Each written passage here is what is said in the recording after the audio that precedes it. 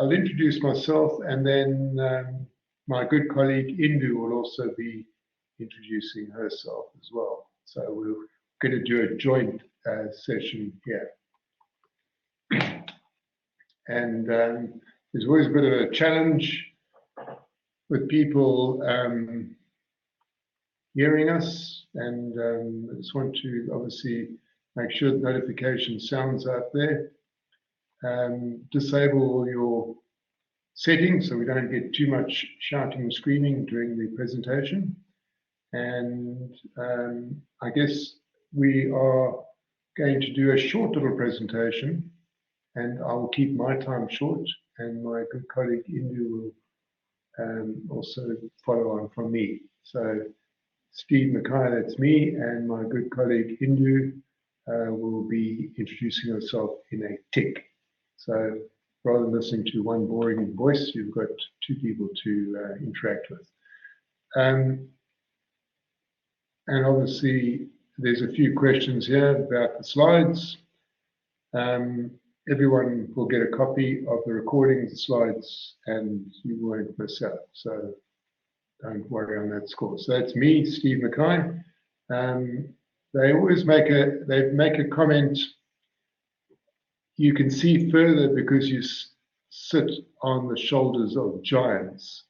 Thankfully, I'm surrounded by some really, really, really good people, and that's enabled us to be, I believe, make a big impact on engineering education worldwide. And that's the trick. Always make sure that you're surrounded by people that are better than you, which is exactly what the truth of the matter is with us. So there's really three things we really have a big issue with at EIT, is that industry is really important. We really want useful skills and knowledge. When I went to university, I had some really fascinating times doing fast Fourier transforms and some really exotic stuff, but unfortunately I couldn't really apply it into industry. And we try to take the theory and apply it. That's really important. We also believe the internet is here to stay and online is the future. So whether you're in a classroom or whether you are on a remote oil rig or on a renewable energy farm, you will be using online platform. And the final comment is, there's a retailer for a very large chain of department stores in Africa called Pick n Pay. His name's Raymond Ackerman, and he said to me 40 years ago, he said, Steve, the success for me in retail shopping is treating every person as sovereign, my customer sovereign, and that's exactly what we do. We treat the student as key to what we do. You are absolutely critical to what we do. And we don't just pay lip service, we are committed to your success. So our good Mr. Madiba, Nelson Mandela, said education is the most powerful weapon, and we absolutely believe that. There's a lot of bad education around, but we believe good education is absolutely critical. So just a quick view of the history. So I'm just going to give a quick view of the history and a bit of a comment about why engineering is important. And then probably at this point, I'm just going to quickly jump to my colleague Indu. She can also, because she can jump in and interrupt me. I'm just going to quickly go to her slides. Boom, boom, boom, boom. Oops, one back. Indu, perhaps you can just give a quick introduction to yourself. Sure. Thank you, Steve. Hi, everyone. My name is Indu. I'm the Deputy Dean here at EIT.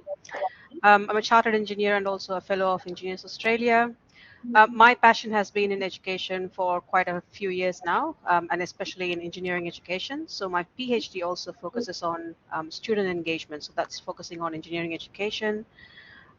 What I can say is, since I started with EIT, which is 2019, and I can't believe it's almost 5 years now, I've grown to understand and appreciate the innovative approach that we have here, which is accessible education. And one of the things that I'm sure that most of you are joining us from different parts of the world here, And you'll see that, no matter which part of the world you're in, you're able to access high quality industry relevant education from any part of the world. And that's, I think, one of the best parts of learning with EIT. Thank you, Steve. Thanks very much, Indu. So, as Indu says, we're really trying to make education accessible. So, if I could just jump back to our history, people find history a bit boring, so I won't spend much time on this. But really, we started in 91, 30 odd years ago, and we had clients such as NASA. We still have Rolls-Royce in Derbyshire, and we have clients such as Unilever in London, South Africa, and obviously very large mining companies as well. So we were focused on training for corporate clients, and that's where we got into the industry training, and it's very much focused on industry. We really believe that's critical. And then we moved into 2008, started providing a lot of accredited courses, online advanced diplomas in the VET area. And VET is vocational, and obviously VET and higher education are closely linked in our minds. Basically all part of the same landscape of engineering education. We try and use the latest technologies, and we have a lot of lecturers from all over the world. And we believe in diversity, we believe in women in education, and it's hard to demonstrate that consistently, no doubt about it, but we believe in that because that makes us far better, and we can actually penetrate more areas of industry and get to more people. And interesting enough, we've got 160 countries around the world. Some countries only have 1 or 2 students a year, and others have 100, 200, 300. And no surprise, in Australia, we won the Industry Export Award because we are obsessed. We are obsessed with international education. That's pretty critical to us. About EIT, maybe Indu, you can take this slide. Sure. Thank you, Steve. So, as I've mentioned before, I'll start with our industry-oriented programs. So when we start developing our programs, we actually get in touch with industry for feedback from our course design to the content of the course. So which means our course and the programs are aligned with what industry needs. So when you finish the program, you're exactly what the industry needs. So our students have a good advantage. The other thing is we are one of the few, or at least one of the only institutes in the world specialized in purely engineering. So we don't do other courses which are, let's say, literature or arts. We purely focus on engineering, which means we are able to dedicate our resources to improving the engineering side of things. And we are, you will be able to see that in our unique delivery model, some of the remote and virtual laboratories that we use are highly specialized and purely designed for engineering students and for your engineering expertise. And with the industry relevant lecturers, so like Steve mentioned, with our industry connections, we are able to bring to you industry lecturers from all around the world. So we are not isolated to only talents that are in a specific geographical locations. We are able to tap into the pool of lecturers from around the world, which means you're able to get a globalized education from wherever you are. And last but not least, our programs are accredited by both Australian government, the TEXA, as well as Engineers Australia. So you actually get a very high quality education on your hands when you finish. Thanks very much, Indu. And Indu would tell you that she was just announcing about an hour ago, she's got a few new qualifications through our accrediting agency here. And what are those qualifications, Indu? They're not on our website, but this is the sort of thing that takes years and years. What are the ones you're announcing? So we've got one coming up in graduate certificate in mechatronics. We've got another one coming up in graduate certificate in IoTs, focusing on security, deployment, and management. And we also have another one in civil construction management coming up as well. So there's quite a few coming up. We also have actually currently already accredited and on our books hydrogen course, graduate certificate in hydrogen energy and management. That's, I think, going to be very popular next year when we launch it in March. Yeah, thanks, Indu. So we're constantly looking around for new qualifications all the time. And if you have any ideas, please let us know. We'll be glad to work with you. If you work in a particular area, we're always looking for topics which are industry relevant. That's absolutely critical. Now, if you have a topic on quantum mechanics, physics, it would fill me with great joy personally because it's physics and it's theoretical, but unfortunately it's got to be applied. So it has to be quantum mechanics, crypto analysis, or something which is applied to industry. That's absolutely critical. So I'm just going to spend a few minutes talking about why undertaking engineering qualifications a great decision, and I'm sure Indu will interrupt or jump in and make some additional comments here. So I'm just going to run through there.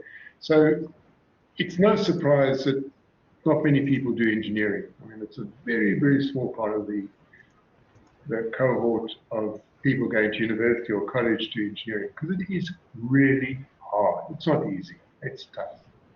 So let's just have a look why it's worth doing.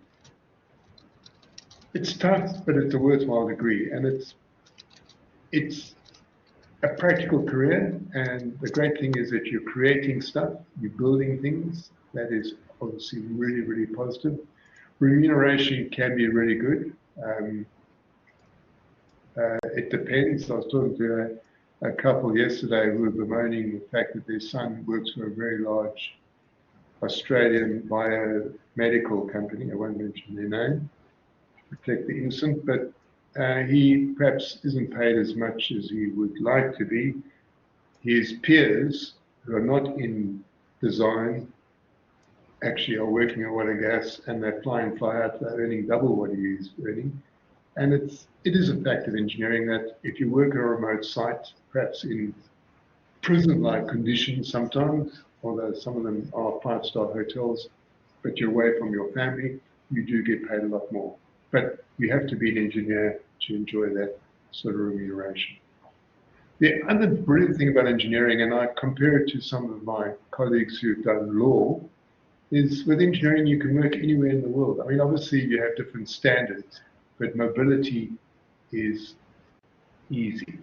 So you can work in Houston, Perth, Johannesburg, Darwin, you're mobile, and that is really, really useful. Obviously, you need to know the local standards, and we have the classical split in the world in electrical between the IEC, International Electrotechnical Commission, and the IEEE, the American approach, but they are moving together more and more. There's a shortage of numerical career types. AI is growing rapidly.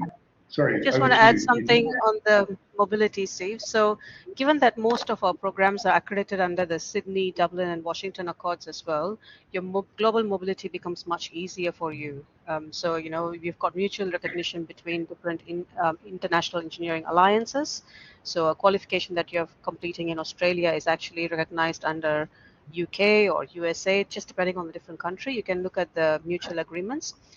And also, besides global mobility, as engineers, you would make a global impact. You're able to work on projects that are to do with clean energy, with climate change, with healthcare technology. So the world is limitless on what you can work on and create impact as well. Thanks very much, Indu. Yeah, absolutely. There's a lot of engineering projects, as you would be aware, where you're working cross-culturally across different industries and across different countries at the same time. So it's a huge opportunity. AI, artificial intelligence, is growing rapidly, and you may say, hey, it's going to take over my job, but I can promise you now, as things stand at the moment, you need to have a professional engineer or technologist or technician looking at the AI output and critiquing it, looking at it critically. So it will add value, like a calculator adds value to our lives. But at the end of the day, you still need to have a critical knowledge of whether what you're reading is correct or not. And as Indu said earlier, you can achieve something significant in your career, and you can see around you some huge opportunities in renewable energies, to hydrogen vehicles, to you name it. There's a lot of opportunities in engineering to create things. Lots of interesting problems today, and obviously one of the biggest ones is climate change, huge problem, and a lot of engineers are looking at ways to address that. So big opportunity. Obviously, technology is changing all the time, and I get a little bit sad sometimes when you see an engineer gets into their early 40s and they say, mate, I'm not studying anymore, I'm not prepared to reskill, I'm staying as I am. That's really hard. You've got to keep learning, you've got to keep improving your skills, sharpening your skills. It's really, really important. You can distinguish yourself from the other careers, other engineers. They always say to get a PhD, you probably spend about 10,000 hours or the equivalent, and you become a hyper expert at a particular topic. There's no doubt that you will be one of the few in the world with the knowledge. So the field that Indu's in, she'll be probably one of the few in the world with that particular knowledge in engineering. And that is a huge opportunity to distinguish yourself from others and create new services, products, etc. So it is definitely a huge growth opportunity in the future. So all in all, engineering is a great decision. It's a hard decision. It's not easy, but it's worth pressing on with. Okay, so let's see if there are any comments from anyone, any feedback. I suppose I'll pass the baton to Indu to continue with this. Over to you, Indu. Thank you, Steve. So just want to talk about a little bit more about lifelong learning that we just saw Steve mention. So one of the great things about EIT is we offer qualifications from, non-accredited professional certificates all the way to accredited qualifications, your diplomas, advanced diplomas to the Doctor of Engineering. And you are able to, irrelevant of where you come from, you're able to enter the program into different pathways. So for example, if you've got a trade qualification or a trade background, you can start by going into an advanced diploma and complete a qualification in that. And we do have students who have started with us with an advanced diploma but currently are pursuing their Doctor of Engineering. So they have gone from step by step all the way from an advanced diploma to a Doctor of Engineering. But you can enter with different pathways. So for example, if you've got some work experience and a year 12 equivalent qualification, you can choose your pathway into either an advanced diploma or undergraduate certificate or a Bachelor of Engineering. And similarly, if you already have a Bachelor of Science or a Bachelor of Engineering with honors and some work experience, again, you can then move into your graduate certificate, graduate diploma, or Master of Engineering. So there are multiple different pathways that you can go through. And as you can see, we do have, this is one of our most popular type of courses, our professional. We do have, this is one of our most popular type of courses, our professional certificate of competency, where even our students who are currently undertaking a bachelor's or a master's or advanced diploma tend to take a couple of professional certificates on the side because it gives them very short but very powerful qualifications which are applied and they can apply directly in the industry straight away.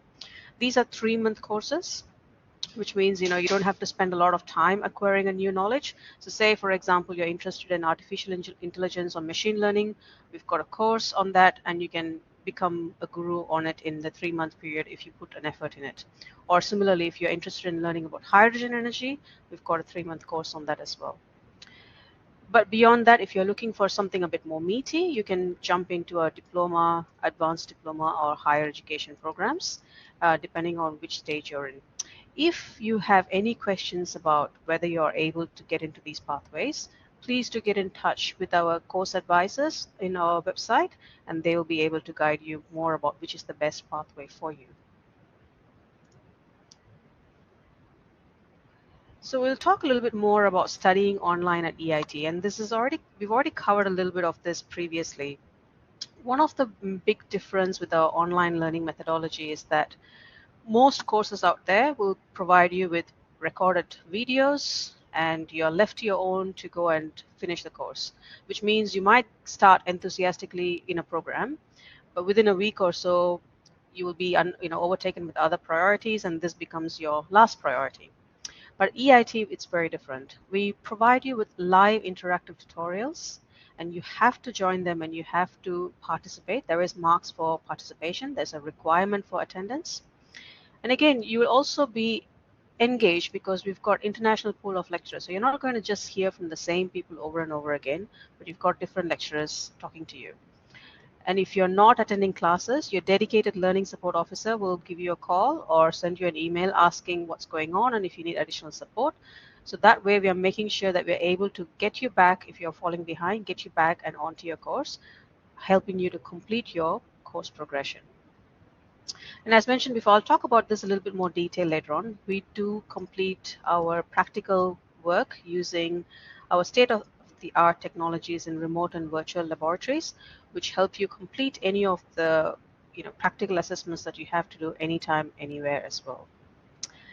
Now, these are, again, additional benefits that you get as part of studying online. There is access to extensive e-library collection. We've got subscriptions to IEEE, Novell, so you're able to get source through a whole heap of journal articles as well as engineering textbooks. And you also get access to free technical workshops and webinars and guest lectures. So this, again, it's not compulsory, but we provide it and encourage you to join all of these. So these technical workshops happen every 2 weeks. And again, the guest lectures and webinars happen every 2 weeks as well. And you just all you have to do is keep an eye on your inbox and sign up to the ones that you're interested in. And these are, again, free of charge for all our students. Now, in terms of remote and virtual laboratories, like I said, this is one of the critical things most people ask you. So how do I do practical in an online environment, especially how do I do engineering in an online environment? So a practical experience comes from remote and virtual laboratories. So students actually can log on and control our equipment remotely and get the results.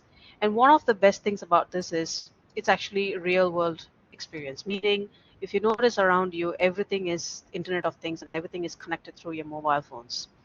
So what we are doing is actually training you for how to operate in the industry for your remote and automation in terms of using your remote and virtual laboratories.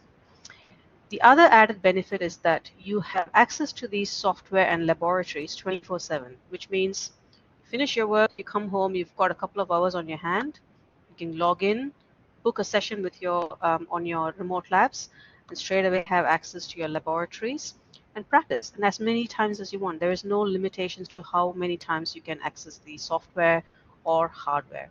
So you can get used to it as much time as you want in your own time as well. And I also talked about student support officers, and I'm sure Steve would add on to this as well. This is one of, I would say, our unique way of supporting students.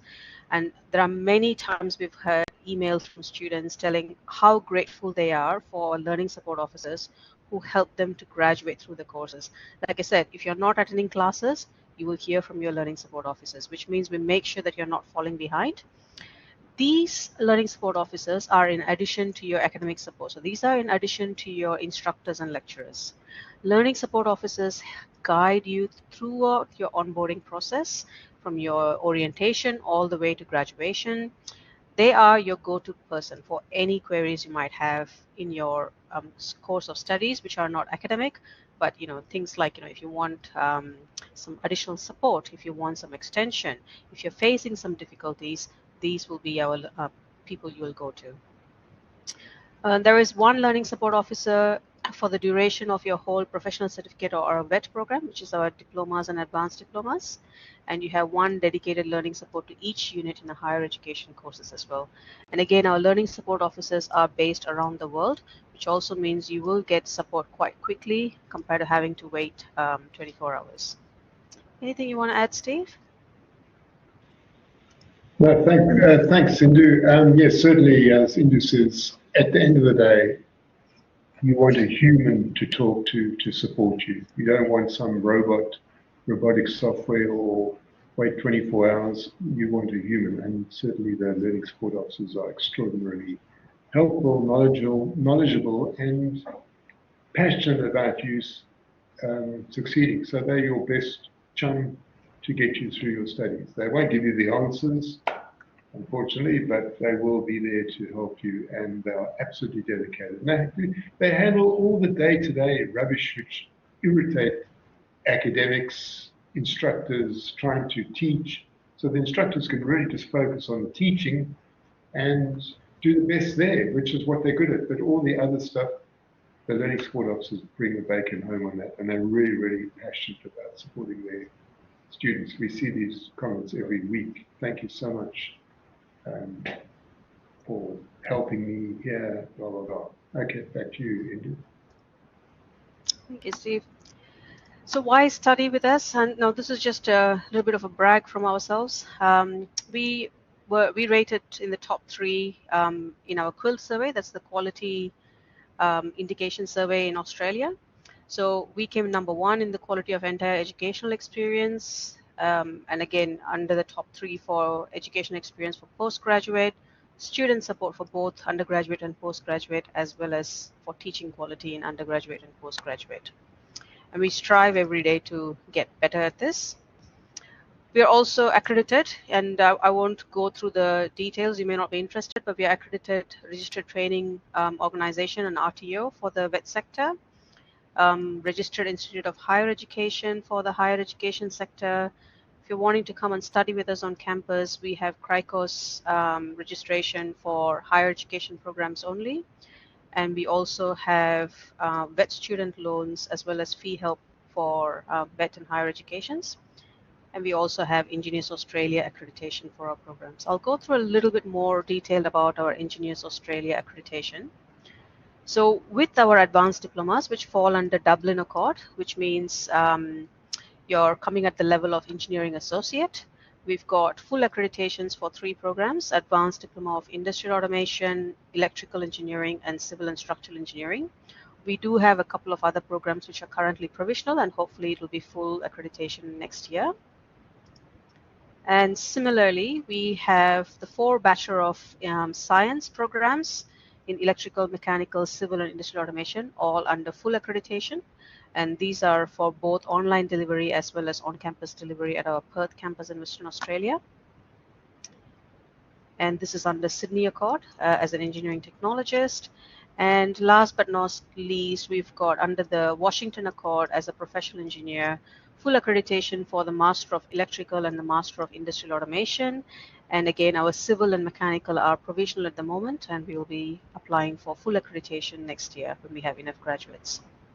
So these qualifications are important, and I talked about mobility earlier. So these qualifications are recognized through the International Engineering Alliance, and they have mutual recognition between these countries listed here, and this list changes all the time, so you'll have to look at the International Engineering Alliance website to see what exact countries and how they are recognized.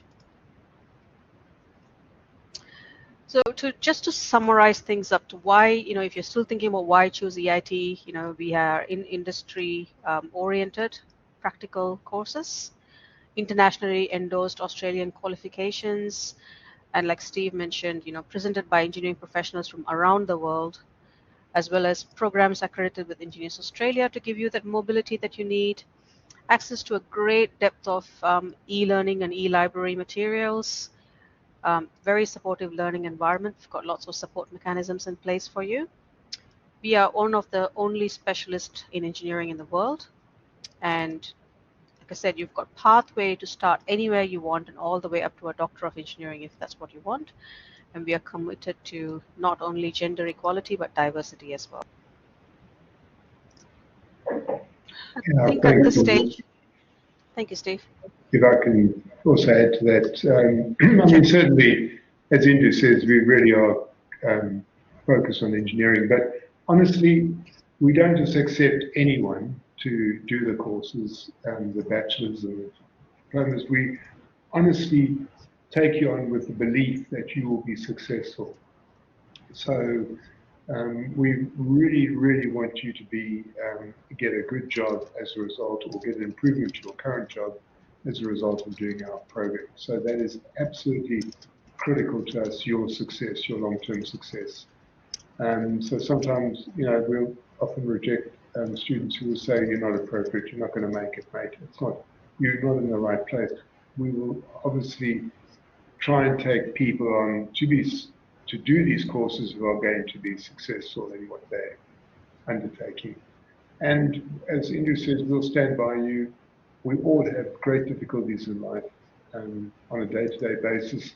Things happen, but we'll be there with you if you decide to break your journey, your learning journey for a while, and then come back. It is perfectly understandable. Some people go through horrendous situations, but in their personal lives, and they keep persisting. And we're here to be with you along this journey. But thanks, Indu. Thanks, Steve. If anyone has any questions, we've got a couple of minutes. If you wanted to put them in the chat box, we will answer them via the chat. But over to you, Lisa.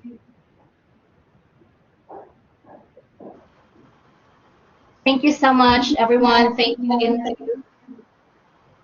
Oh, sorry. Yeah, thanks, Indu and Lisa, for this presentation.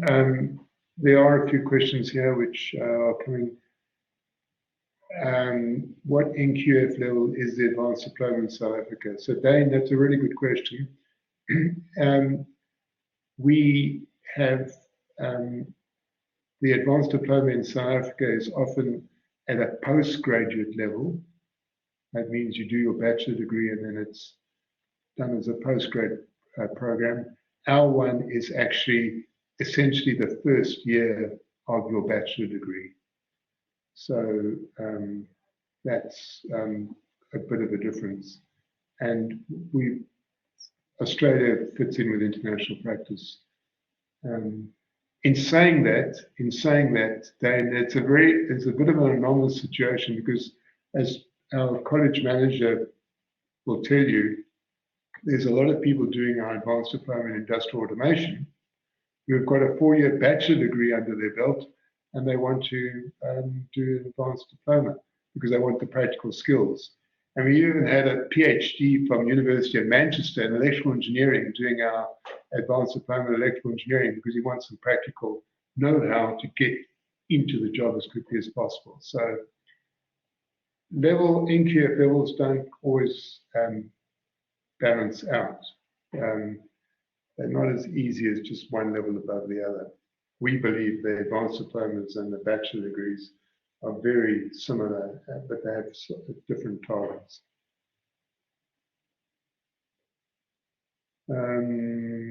Yeah, thanks, Dane. There's a few other questions there. Crystal Johns, thank you for having us. Are there any opportunities to graduate with work experience? So Indu can probably go into the internship in more detail and is covered later. But the internship is a critical part of our on-campus students. Most of our online students are actually working in industry already, but over to you, Indu, you may want to add to that. Yep, thanks, Steve. Yep, so we do have opportunities to graduate with work experience for our on-campus offering. So if you come and study with us in Perth or Melbourne campus, work internship is part of your course graduation requirements. If you're online, the entry requirements are different. We expect that you're already working in the industry. So your work experience is basically where you're currently working at. So hopefully that makes sense, but we will be covering internships later on in much detail. I've also posted a link there for mutual recognition. So someone asked about recognition for LEEA. So if you want to look at the mutual recognition, you will see where which country and which industries are being recognized here. I mean, we don't want to promote this, but we're also going through an accreditation process in the UK for UK degrees as well. So that's part of our long-term strategies, the UK and the States. But ultimately, the recognition, professional recognition of programs is probably the most critical thing for us. There's quite a few questions there. I would say,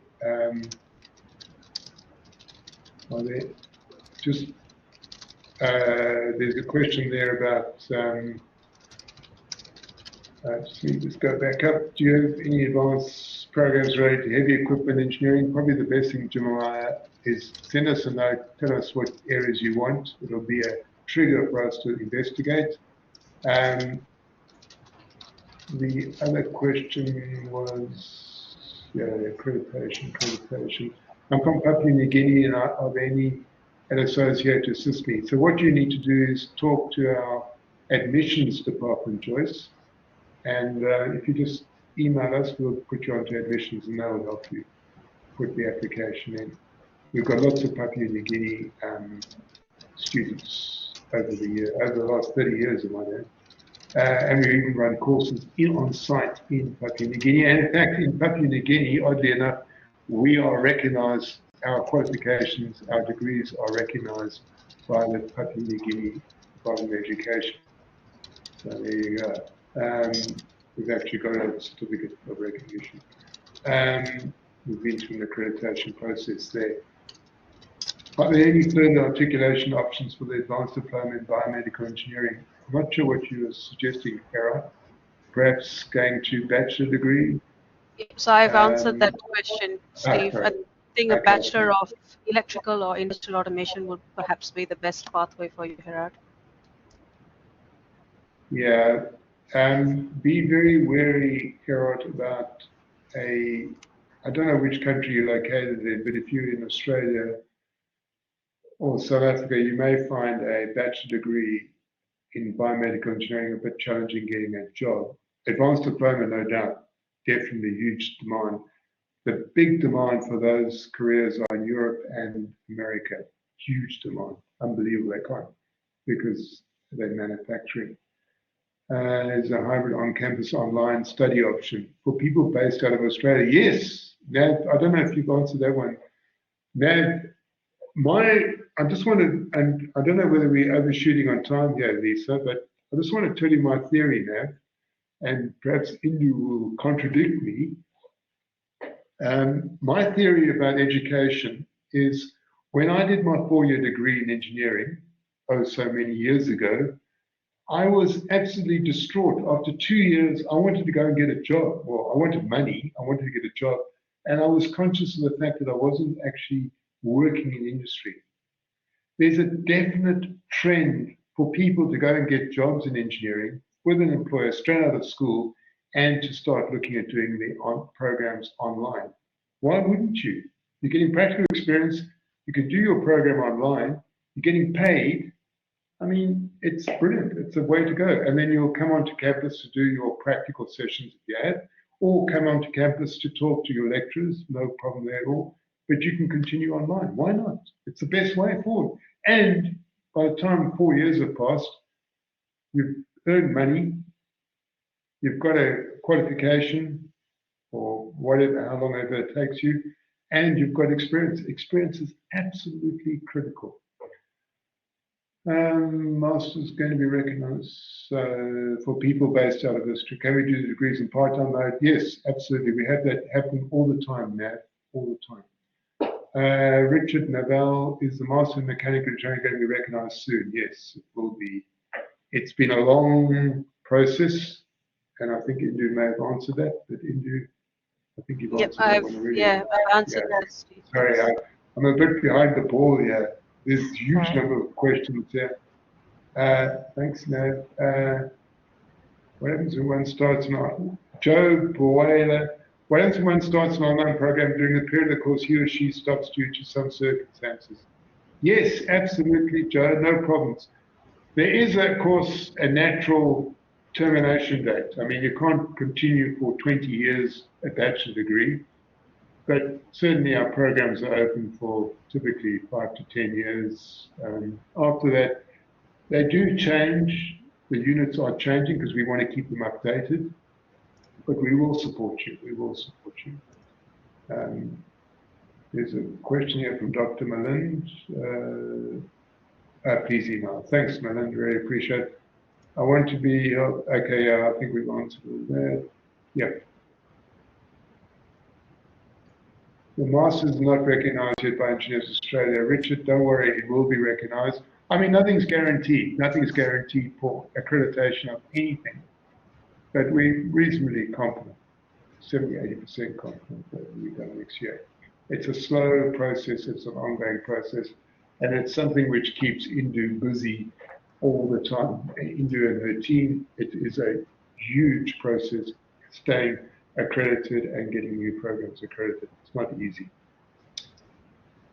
I think that's probably all that I can offer. Indu, do you want to say any final closing words? I just want to thank everyone here for participating, for asking awkward but critical questions, and thank you so much for being part of our journey. We love you all. We want you to be successful, and we love engineering education. That is all we think about. Well, I do anyway. Over to you, Indu, to say the final words. Thank you, Steve. I just want to comment on one of the questions that I keep seeing. So how is EIT different from other university programs here in Australia? I would say in terms of accreditation, there's no difference. We are all governed by the same Australian TEXA, Tertiary Education Quality Standards Authority. The biggest difference, though, I think we are more flexible as well as practical. And I think more of our students get placed in the industry, and industry is much more satisfied with our graduates. But in terms of the actual accreditation, there's no difference. Other questions that we have not addressed here, I'm sure we will be sending out the answers, Lisa, later on. But otherwise, thanks everyone for your time. Thank you.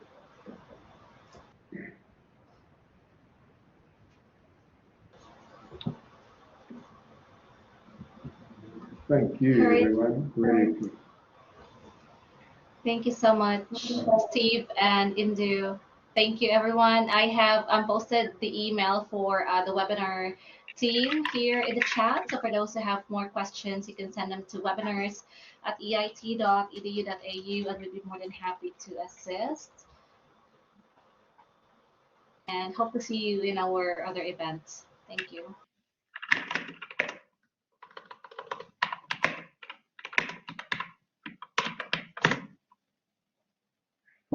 Thank you.